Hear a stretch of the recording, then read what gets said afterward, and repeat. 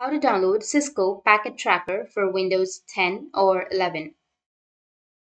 So if you want to download Cisco Packet Tracker for Windows 10 or 11, then what you need to do is first you just need to simply open up your browser. After opening your browser, you need to go with search. Under search, you need to search for Cisco Packet Tracker download. After searching for it, now here you will have a lot of websites.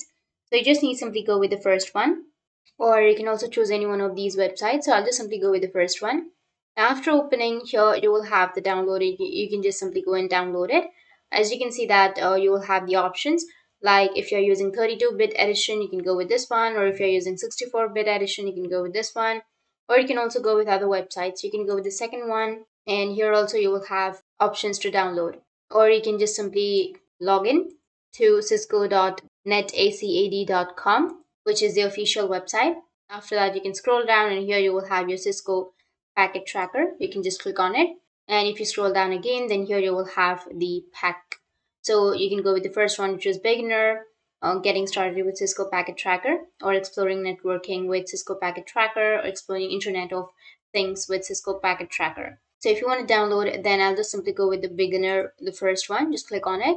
Now you can scroll down. So you just need to simply select your English. After selecting your language, you just need to simply go with next. Scroll down, and here you will have download and use Cisco Packer. So you need to go with install. So after selecting your language, you need to go with get started and start creating your account if you don't have your account. So go with sign up, select your country or your region, your state, your date of birth, and your month of birth, and then go with continue. And you can go with your first name, last name, email address, password, and again confirm your password and go with create account. Or you can also sign up with your Google. So select your Google account, go with continue, go with continue again, go with continue. Now your account has been created. So you can scroll down and agree to the terms of conditions, go with accept and continue.